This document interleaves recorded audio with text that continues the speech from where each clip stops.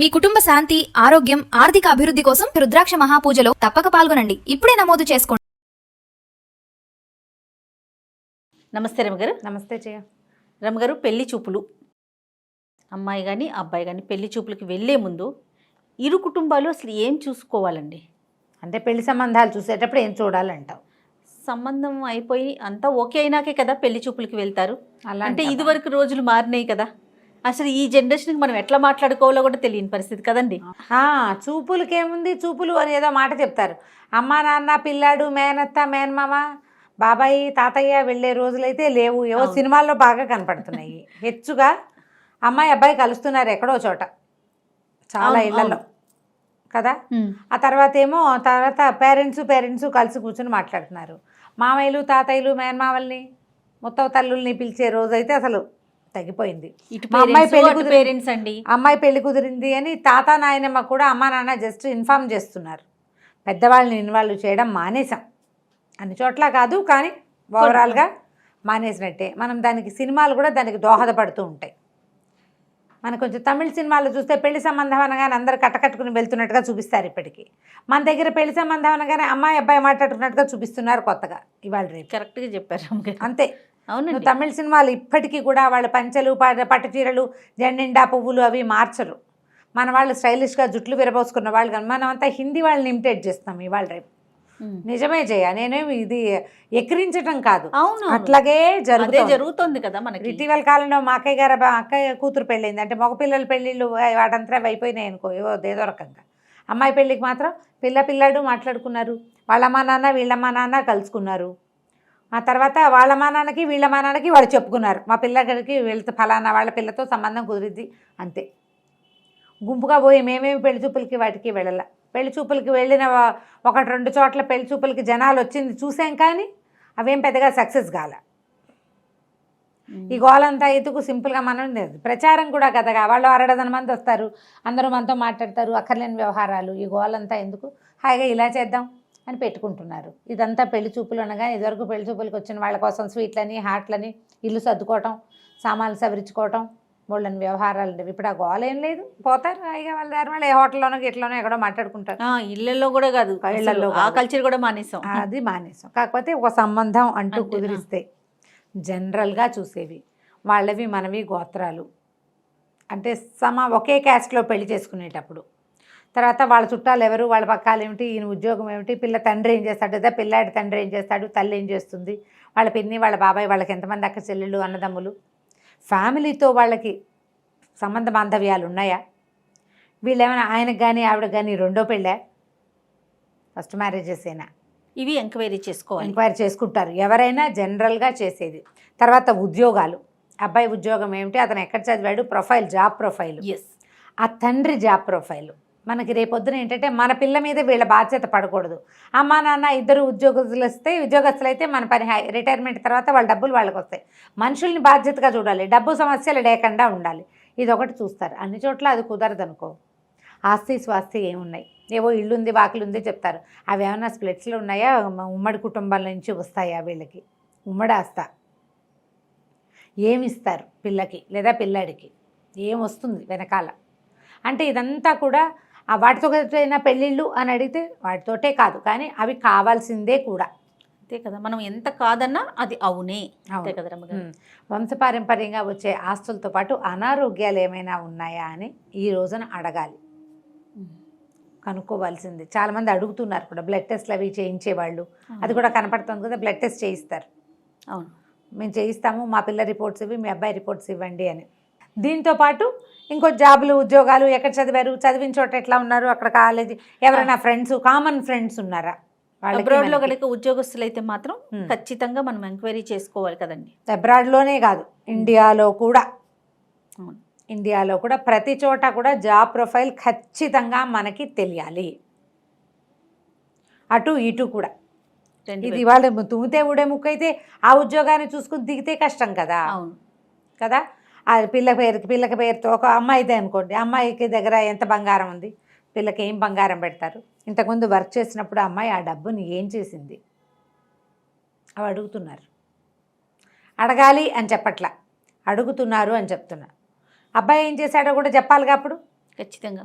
ఏదైనా ప్లాన్ చేసుకున్నారా, ఏదైనా సేవ్ చేశారా? జనరల్గా ఖర్చులు అయిపోతాయి. అమ్మా నాన్న దగ్గర ఉన్నప్పుడు అటు అమ్మా నాన్నకి ఖర్చు అవుతాయి, ఇటు అమ్మా నాన్నకి ఖర్చు అవుతాయి. వీళ్ళే వాడేసుకుంటారు, వీళ్ళే ఖర్చు పెట్టుకుంటారు. సేవింగ్స్ ఏమైనా ఉన్నాయా, అది ఒకటి అడగాలి. సేవింగ్స్ ఉన్నాయి, ఏమైనా కమిట్మెంట్స్ ఉన్నాయా అతనికి కానీ ఆ అమ్మాయికి కానీ. చాలామంది జయ ఇటీవల మనం చూసిన కేసుల్లో ఈ పెళ్ళయింది ఓ 2-3 నెలల తర్వాత నా కమిట్మెంట్స్ ఉన్నాయి అంటాడు అబ్బాయి. అది పెళ్ళికి ముందే చెప్పచ్చుగా. కమిట్మెంట్స్ ఉన్నాయంటే దిగేవాళ్ళు దిగని వాళ్ళు చెప్పరు. నీ ఈ అమ్మాయి ఉద్యోగం, అమ్మాయి కూడా అతనికి 10 లక్షలు వస్తుంది, పోనీ ఒక 5 లక్షలు, సంవత్సరానికి 15 లక్షలు. ఈ అమ్మాయి కూడా 10 లక్షలు 12 లక్షలు ఉందనుకుందాం ఏడాదికి. అంటే పరాణం 12 lakhs అంటే నెలకు 1,00,000, అంతా రాపోయినా 80,000 అయినా చేతికి వస్తుంది. ఆ అబ్బాయికి ఇంకా ఎక్కువే వస్తుంది. కానీ అంత డబ్బు చూపించాడు, నాకు కమిట్మెంట్స్ ఉన్నాయి, నీ డబ్బులు వాడమంటాడు. అందరు ఆడపిల్లలు దానికి ఒప్పుకోరు కదా. నాకు కమిట్మెంట్స్ ఉన్నాయి అనే విషయాన్ని పెళ్ళికి ముందే చెప్పాలి అబ్బాయి. అమ్మాయి కూడా నాకు కమిట్మెంట్స్ ఉన్నాయి, మా పేరెంట్స్ని నేను చూసుకోవాలి, లేదా మా చెల్లెల్ని నేను చదివించాలి, మా నాన్న వాళ్ళు ఇల్లు కడుతుంటే నేను కమిట్ అయ్యాను, నేను వాళ్ళకి కొంత ఖచ్చితంగా ఖర్చు పెట్టాలి, లేదా నేను ఎల్ఐసీలో ఇవ్వనే సంవత్సరానికి ఇంత కట్ అయిపోతుంది నాకు అనే మాటని క్లియర్గా మాట్లాడుకునేటప్పుడు మన కమిట్మెంట్ ఏంటి అనేది మాట్లాడుకోవాలి.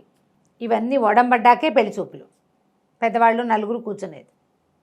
దీంతో పాటుగా ఇటీవల కాలంలో నేను తరచుగా వింటున్నమాట, హ్యాబిట్స్ ఉన్నాయా అనేది ప్రశ్నించినప్పుడు క్లియర్గా సమాధానం చెప్పాలి. నిజాలు. ఇష్టమైతేనే చేసుకుంటారు, లేకపోతే మానేస్తారు. ఈ ఒక్క కారణంతో ఎందుకు మానేయాలి అని మీ హ్యాబిట్స్ని దాచిపెట్టి పెళ్లి చేసుకుంటే చాలా తలకాయ నొప్పి. నేను 2 కేసులు చెప్తా, చాలా రోజుల క్రితం ఇటీవల కాలంలో విన్న కేసులు కావు. వీళ్ళు ఇద్దరు వెజిటేరియన్ ఫ్యామిలీస్. అడిగేందుకు ఏమీ లేదు, ఏదో మాట వరుసకి ఏమీ లేదు మేము ఇద్దరం వెజిటేరియన్స్ అనే చెప్పుకున్నారు. వాళ్ళిద్దరూ ఒకళ్ళనొకళ్ళు అడగల, ఫ్యామిలీ వాళ్ళు చెప్పుకున్నారు. తీరా ఆ అమ్మాయి భయంకర చికెన్ ఫ్యాన్, ప్రతి వారము KFCలో తింటుందట పాప. దానికి అట్రాక్ట్ అయిపోతుంది ఫుడ్కి. తర్వాత వర్క్ చేసే చోట బెంగాలీలు ఫ్రెండ్స్ ఉన్నారు. ఫిష్ కూడా అలవాటు ఉంది ఆ అమ్మాయికి, కానీ fond of chicken. What ever it, non veg అలవాటు ఉంది అంతే. అది చికెనా ఫిషా పక్కన నేనేమన్నా ఇంట్లో చేస్తానన్నానా అంటుంది అమ్మాయి. బాగుంది లాజిక్. నేనే ఇంట్లో చేస్తాను అనలేదు కదా, నా దారి నేను తినేస్తాను. ఇద్దరు బయటకు వెళ్ళినప్పుడు ఆ అమ్మాయి చికెన్ లాలీపాప్ వైపే ఆ అమ్మాయి దృష్టి ఉంటుంది. బయటకు వెళ్ళినప్పుడే కదా తినాలి, నేను నిన్ను తినమన్నానా అంటుంది. ఓకే. అతను ఇలా నాన్ వెజ్ తినే ప్రాక్టీస్ ఉండే పిల్లకి పుట్టే పిల్లలకి ఆటోమేటిక్గా ఫాండ్ ఆఫ్ నాన్ వెజ్ అవుతారేమోనని భయం అబ్బాయికి. బాగుంది కదా, నన్ను క్షమించండి అమ్మా ఈ విషయం బయటికి చెప్తున్నందుకు. ఇక చెప్పాల్సిందే వచ్చిందనమాట సమస్య. ఇదొకటి. అక్కడి నుంచి అబ్బాయిలు. రమ్మగారు మీరేం చెప్పారండి? నేనేం చెప్పలేదమ్మా. అదేంటి రమ్మగారు? వీళ్ళు నన్ను కేసు కాదు, ఇది వీళ్ళు ఫ్రెండ్స్. ఓకే, మరి ఇప్పుడు ఈ సమస్యకి సొల్యూషన్ ఏంటి చెప్పండి ముందు. దీని మీద డివోర్స్ తీసుకోండి అని చెప్పలేం కదా అజయ. అయ్యో, అక్కడ ఆలోచిస్తామా? అంతగా కాదు, అమ్మాయి కొంచెం తగ్గించుకో, అతను ఉన్నప్పుడు చేయబోక. కాదండి రేపు శుక్రవారం, రేపు ఇంట్లో పూజ ఉంది, ముందు రోజు రాత్రి తినేస్తే ఎలాగా? ఉపవాసం, నేను టిఫిన్ తింటా, ఓన్లీ స్నాక్గా చికెన్ తింటానంటుందా? చాలా బాగుంది. ఉంటారు. అవునవును, చెప్పలేకపోతాం. ఇది ఇప్పుడు చూడు, అమ్మాయిది అయితే మనకి నవ్వొస్తుంది, అదే అబ్బాయిది అయితే సీరియస్గా తీసుకుంటాం రమ్మగారు. మనం ఇంత నవ్వుకుంటూ మాట్లాడుకోలేము, అంత మోసం చేశాడు అనుకుంటాం అనిపిస్తుంది. అదే కాదు జయ, ఎందుకో తెలుసా, చిన్న తేడా చెప్తా ఇక్కడ. ఎంత కాదన్నా అబ్బాయిలిద్దరూ మనం ఆడామగ ఆకాశంలో సగం సగం అనే డైలాగులు మాట్లాడుకున్నప్పటికీ ఆ మగవాళ్ళకి అలవాటు ఉంటే పెళ్ళాలతో చేయించాలని చూస్తారు, ట్రై చేస్తారు కదా. అవును, ఒప్పుకుంటావు నువ్వు 100% అండి. ఎందుకంటే మన సర్కిల్స్లోనే నాన్ వెజ్ అమ్మాయిల్ని పెళ్లి చేసుకున్న అబ్బాయిలు, వెజిటేరియన్ అబ్బాయిలు చాలామంది కనపడతారు. వీళ్ళు సహించి ఊరుకుంటారు, కానీ ఇంట్లో వండరు. ఎక్కడికైనా బయటకు వెళ్ళినప్పుడు పాపం చిన్నప్పటి నుంచి అలవాటు ఉంది, రుచి కదా తిని అని వదిలేస్తారు ప్రేమగా. అదే నాన్ వెజిటేరియన్ అబ్బాయిలు, వెజిటేరియన్ అమ్మాయిలు అయితే వండేవాళ్ళు కనపడుతున్నారు మనకి చాలామంది ఇళ్లలో కూడా. అంటే వెజిటేరియన్స్ కాదు, ఆడవాళ్ళు నేను తినండి, నేను ఎప్పుడో మానేశాను, మా ఆయన పిల్లలు తింటారు, నేను ఇంట్లో వంట చేస్తాను, వండుతారు. మనకు తెలీదా అలాంటి వాళ్ళు? మన సర్కిల్స్లోనే ఉంటారు కదా. అవును, ఆవిడ తినరు కానీ చేస్తారు. పండగల్లో, పబ్బాల్లో, పూజలప్పుడు కూడా కావాలంటే వండి అక్కడ పెడతారు, తినకడ్డా ఉంటారు. వాళ్ళంతా వాళ్ళు స్వచ్ఛందంగా మానుకున్న వాళ్ళు. ఇదొక సమస్య. ఇది ముందుగానే డిస్కస్ ఒకటి చేసుకోవాలి. మాట్లాడుకోండి. రెండోది హ్యాబిట్స్, డ్రింకింగ్, స్మోకింగ్ లాంటివి, ఇతరత్ర గ్యాంబ్లింగ్ లాంటి సరదాలు ఉన్నాయి మీకు, బెట్టింగ్ సరదాలు, ఇవన్నీ వ్యసనాలే కదా, సరదా కాదు అది, అది వ్యసనాలే. వ్యసనాలు. ఈ వ్యసనాలు ఉన్నాయా అని వాళ్ళు ఆడపిల్లలు అడిగినప్పుడు కొంతమందికి మగవాళ్ళు డ్రింక్ చేసిన అది పెద్ద లిస్ట్ బాధాడుగా ఉంటున్నారు. ఈ సినిమాలు చూసి కదా నీదేం బ్రాండు అని సినిమా హీరోయిన్లతో అడిగిస్తున్నారు. వాడు క్యూట్గా చాక్లెట్ బాయ్ లాగా ఉంటాడు, వాడి బ్రాండ్ ఏదో ఈ స్వీట్ బేబీకి కావాలి, అంతే కదా. మా నాన్నది నీది ఒకటే బ్రాండు. ఇలాంటి పిచ్చివాగులతో కదా ఈ తాగటం అనేది ఒక సహజమైన అలవాటుగా చేసేసాం మనం. ఇది ఒక పిచ్చివాగుడు, సోషల్ కల్చర్ లాగా నా అయిపోయింది. బోధ కల్చరు. ఆ తాగుడు ఎక్కువయ్యి వాళ్ళు ఏం చేస్తున్నారో వాళ్ళకే తెలియకుండా, ఒళ్ళుపై తెలియకుండా, కొన్ని చోట్ల తాగుడు ఎక్కువై తల్లి చెల్లి తేడాలు తెలియటలా సొంత పిల్లల్ని కూడా పాడు చేసేస్తారు, చంపేస్తున్నారు వెధవ తాగుడు.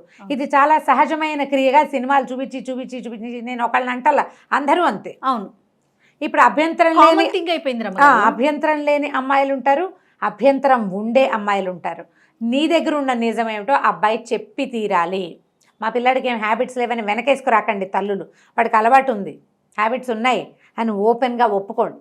దానివల్ల ఫర్దర్గా సమస్యలు లేకుండా ఉంటాయి. నంత్యనిష్ఠూరం కంటే ఆది నిష్ఠూరం మేలు కదా కదా. అవునండి. కాబట్టి మానేసుకుంటారు. ఓకే అనుకునే ఆడపిల్లలు పర్వాలే, మధ్యలో మనం కూడా కాస్త పుచ్చుకుందాం అనుకునేవాళ్ళు అంతే. పార్టీ అనగానే మందే కదా, మనకి పార్టీ అంటే రెండోది ఉందా జయ? అవునవును. అసలు తినడం కబుర్లు చెప్పుకోవడం అనేది పోయింది, తినడం తాగడమే ఉంది. కబుర్లు ఎందుకు కొట్లాట్లు వస్తాయి చివరికి. చిన్న పిల్లలు, జస్ట్ కాలేజీ పిల్లలు, రూపాయి సంపాదన లేని పిల్లలు కూడా, అమ్మా నాన్న ఇచ్చే డబ్బులతోటే పార్టీ చేసుకోవాల్సిన పిల్లలు కూడా మందు పార్టీలే చేసుకుంటున్నారు. అసలు ఏం చేయాలో అర్థం కావట్లేదు సమాజాన్ని. వినేవి, చూసేవి, కనిపించేవి, ఎవరి దగ్గరైనా వినేవి, సినిమాల్లో చూడు, కథల్లో చూడు, నావెల్స్లో చూడు, ఎక్కడ చూడు ఇదే గోల. అవును, తాగేయటం. ఏమిటో చచ్చిపోతారో దానికోసం మనకు అర్థం కాదు. అంతే, దాని మీద మాట్లాడి ఎంతసేపు మాట్లాడినా కానీ దీని మీద ఈ విషయం మాత్రం ముందుగానే ఖచ్చితంగా మీకు హ్యాబిట్స్ ఉంటే వివరంగా చెప్పాలి. వాళ్ళు ఒప్పుకుంటేనే పెళ్ళి. ఎవరు ఒప్పుకుంటారండి అంటే మానేయి, మరి ఎవరు ఒప్పుకోరు. నీకు పెళ్లి కావాలంటే మానేసుకోవాలి అంతే. కనీసం దానికి నియమం పెట్టుకుని తగలబడితే ఇంత రోజు కాదు, వారము కాదు, భార్యతో ఉన్నప్పుడు కాదు, అలాంటి నియమాలు పెద్దవాళ్ళు ఉన్నప్పుడు కాదు, ఎక్కడికైనా ట్రిప్కి వెళ్ళినప్పుడు కాదు, చెయ్యం అని అలాంటి నియమాలైనా పెట్టుకుంటే మీ బతుక్కి ఒక నియమం ఏడుస్తుంది, ఆ జీవితం సజావుగా వెళ్తుంది, మీ కంపానియన్స్ ఏడవకుండా ఉంటారు. అంతే. ఇలా ఆలోచించుకుని పెళ్లి సంబంధాలు చూసుకోవాలి. ఇంకా అప్పుడు వీళ్ళకి అమ్మాయికి కానీ అబ్బాయికి కానీ ఇతరితర స్నేహాలు కానీ ఇలాంటివి ఉంటే డిస్కస్ చేసుకోవచ్చు అంటారా పెళ్లి చూపులకి? ఇప్పుడు ఈ రోజు కల్చర్ కదా, నీకు ఎంతమంది గర్ల్ ఫ్రెండ్స్ ఉన్నారు, నువ్వు ఎంతమందితో మూవ్ అయ్యావు, మూవ్ ఇన్గా ఎవరితోటైనా ఉన్నావా, ఇవి కూడా అడిగేస్తున్నారు, మాట్లాడుకుంటున్నారు. నిజం చెప్పేవాళ్ళు చెప్తారు జయ, పెళ్ళిళ్ళు అయ్యాక పొసెసివ్గా ఉంటారు. ఈ రోజుని బట్టి ఇదొక నిజానికి ఈ స్టేట్మెంట్స్ ఇవ్వకూడదు పెద్దవాళ్ళు. నేను ఒకటి చెప్తాను, నువ్వు ఏమైనా చెయ్యి, ఎలాగైనా ఉండు, వివాహం చేసుకున్నాక పెళ్ళి అని ఒక బంధంలోకి అడుగుపెట్టాక బంధానికి కట్టుబడి ఉండే మనస్తత్వాన్ని కలిగి ఉండండి. అది ఫ్యామిలీ సేఫ్టీ కోసం ఉంటుంది, మీరు కూడా హాయిగా ఉంటారు.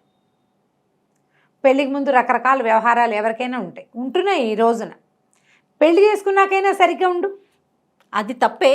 కానీ ఇప్పుడు పెళ్ళైన తర్వాత అస్సలు తప్పు చేయకండి, అస్సలు తప్పులు చేయొద్దు, పొరపాట్లు చేయొద్దు. ఏదైనా చేస్తే కన్ఫెస్ చేయండి, ఇది పొరపాటు ఇట్లా జరిగింది, ఇంకోసారి చేయను అని చెప్పుకోండి. బాంధవ్యాన్ని కాపాడుకోండి. మనం కష్టపడే చూసాం 100 పెళ్లి చూపులు చూసి ఓ పిల్లని పెళ్లి చేసుకుని 3వ నాటి నుంచి నువ్వు అది కొట్టుకు తెచ్చి 15వ రోజు నుంచి ఇట్లా లాయర్ దగ్గరికి వెళ్తామని ఏడాది తిరగకుండా ఆ లాయర్లను బాగు చేసి కోర్టుకి ఫీజు కట్టి మళ్ళీ కొత్త పెళ్లి చూపుల కోసం వెతుకుతావు కదా. దాని బదులు ఈ కుక్కతో ఒక వంకరగా ఉన్నదాన్ని సీదాగా చేసుకోవచ్చు కదా. వంకర బుద్ధి ఎందుకు? నువ్వు 2వసారి కూడా ఇదే చేస్తావుగా. పెళ్ళి అంటూ నువ్వు బంధంలోకి అడుగు పెడుతున్నావు అంటే బంధం అనేది ఒక బాధ్యత, దాని పట్ల లాయల్గా ఉండాలి. మీ అమ్మ నాన్న పట్ల లాయల్గా ఉండవా? నువ్వు ఉంటావు కదా ఎవరైనా. మరి ఒక దీంతో పాటు స్పౌస్తో కూడా అలాగే ఉండాలి కదా, భార్యతోటో భర్తతోటో. బాంధవ్యాన్ని కాపాడుకోవాలంటే కొంచెం మనుషులు బాధ్యత ఎరిగి ప్రవర్తించాలి. నువ్వు దానికి రెడీ అయ్యాకే దిగు పెళ్ళికి. నేను ఇంక ఇవేం చేయను, సరిగ్గా ఉంటాను, జాగ్రత్తగా ఉంటాను, ఒక బంధానికి కట్టుబడి ఉంటాను అంటే మేము సన్యాసులు అయిపోవాలి. సన్యాసులు అవ్వమని చెప్పట్లా, సంసారులు అవ్వండి అని చెప్తున్నాం. ఇలా కనుక మనం మొదలు పెట్టుకుంటే వాళ్ళని ఒప్పించి ఏదైనా ఏదో తాగాలో తిరగాలో ఎక్కడికో వెళ్ళాలో ఎవరినో కలవాలో చెప్పి చెయ్యి. చెప్పేంత దిల్దార్గా ఉంటే చక్కగా చేయొచ్చు. చెప్పవు, నువ్వు దొంగ పనులు చేస్తారు, అది చెయ్యొద్దు. రైట్. సగం పెళ్ళిళ్ళు ఫెయిల్ అవ్వడానికి అదే కదా కారణం. అవునండి, అవును. అందుకని పెళ్లి చూపుల్లోకి ముందే కొంచెం ఓపెన్గా ఉండటం ఓపెన్గా ఉండండి. పెళ్లి చూపుల్లో మాట్లాడుకునేటప్పుడు కూడా ఏదో ఒక వాక్యం మాట్లాడుకుని సిగ్గుపడి మగవాళ్ళు ప్రశ్న అడిగితే ఒకళ్ళ మొహాలు ఒకళ్ళు చూడకుండా దొంగ చూపులు చూసి ఆ రోజులు పోయినాయమ్మా. ఇప్పుడు అలా లేదు. ఆడమగా కలిసి చదువుకుంటున్నాం, అవునవును. ఫ్రీగా మాట్లాడుకుంటున్నాం. ఓపెన్గా ఉండండి. మీ ఓపెన్నెస్ని నచ్చిన వాళ్ళే దిగుతారు, పెళ్లి చేసుకుంటారు. ఏదో ఒకటి పెళ్ళి అయిపోవాలి ముందు ఎలా ఉన్నా సరేనని మాత్రం తొందరపడిపోకండి. దానివల్ల సమస్యలు ఎక్కువ వస్తాయి. వీటిని కొంచెం అమ్మా నాన్న కూడా ఈ దృష్టికోణంతో ఉండాలి. ఎస్, అమ్మాయి అబ్బాయితో పాటు వాళ్ళ అమ్మా నాన్న, వీళ్ళ అమ్మా నాన్న కూడా. ఇరువైపుల పెద్దలు కూడా ఓపెన్గా ఓపెన్గా ఉంటే కనుక సంబంధాలు విచ్ఛిన్నం కావు. చేసుకున్న సంబంధం చక్కగా సజావుగా ముందుకెళ్తుంది. రైట్. రామగారు నమస్తే. నమస్తే.